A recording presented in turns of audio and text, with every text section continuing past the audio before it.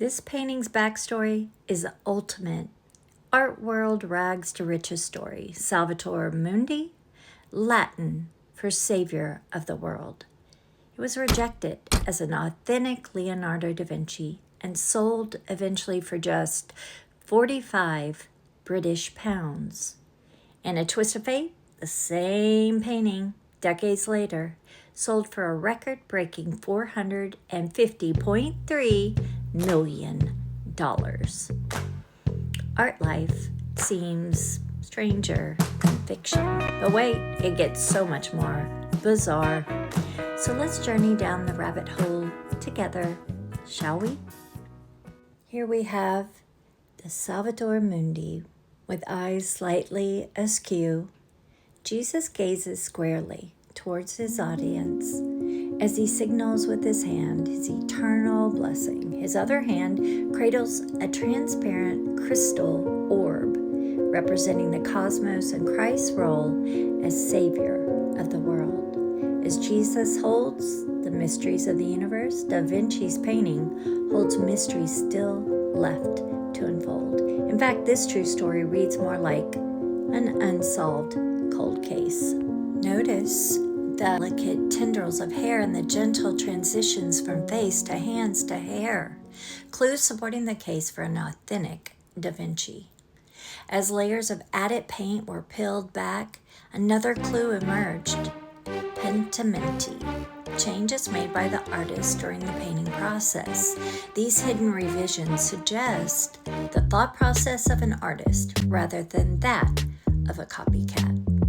Since its creation around 1500, Salvator Mundi has left behind a breadcrumb-strewn trail, shrouded in mystery. Through the exchange of hands over the next 400 years, the painting's identity became increasingly uncertain. I don't know how this happened, but by 1900, it was no longer even considered an authentic Da Vinci. By 1913, Salvator Mundi somehow found itself categorized as a painting by a completely different artist. His name was Giovanni Antonio Boltraffio, a pupil of Leonardo da Vinci. After another lull in the timeline, Salvator Mundi resurfaced circa 1958 at a Sotheby's auction house in London, where it sold for just 45 British pounds, only to disappear once again into the shadows for decades to come. Once 2005 hit, this time at a small estate sale in New Orleans, where dealers Alex Parrish and Robert Simon purchased a painting for just $1,175. Still considered a copy, its new owners suspected this painting was hiding a secret that desperately needed to be uncovered.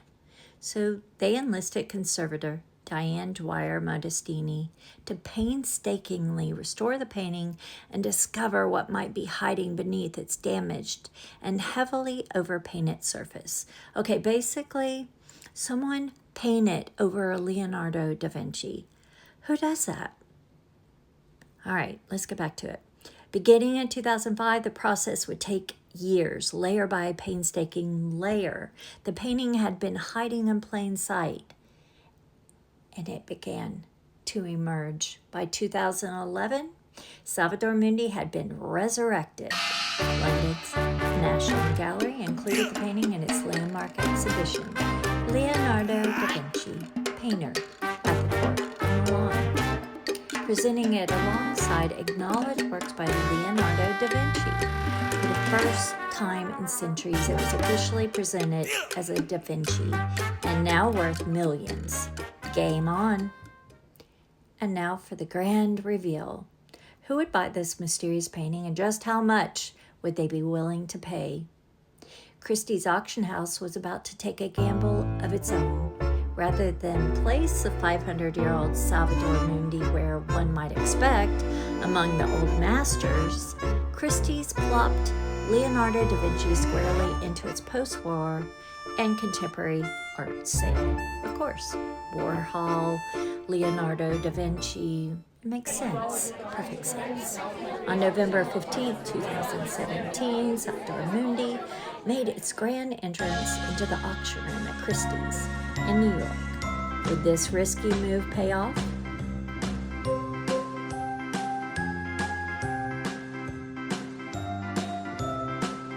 After a silent pause, the bidding battle erupted into 19 minutes of frenzy, eventually narrowing down to two laser-focused bidders. Then came the final pause. The jury was still out. Who would emerge the victor, and at what price? Finally, the hammer came down. Salvador Mundi sold for a staggering $450.3 million, setting a new world record for any work of art ever sold at auction. But just when it seemed the mystery had finally been solved, another one emerged. Who had just spent $450.3 million on Salvador Mundi? Christie's elite client remained safely under a cloak of anonymity. I warned you, the truth is often stranger than fiction. Soon, Christie's mysterious client had a name and a title. Prince Badr Abdullah of Saudi Arabia. But Prince Badr may not have been buying the painting for himself. Reports suggested there was someone else behind the mysterious purchase. The rabbit hole grew deeper when Christie's announced that Abu Dhabi's Department of Culture and Tourism was acquiring the painting for the Louvre, Abu Dhabi. On September 18, 2018, Salvador Mundi was scheduled to be unveiled at the Louvre, Abu Dhabi.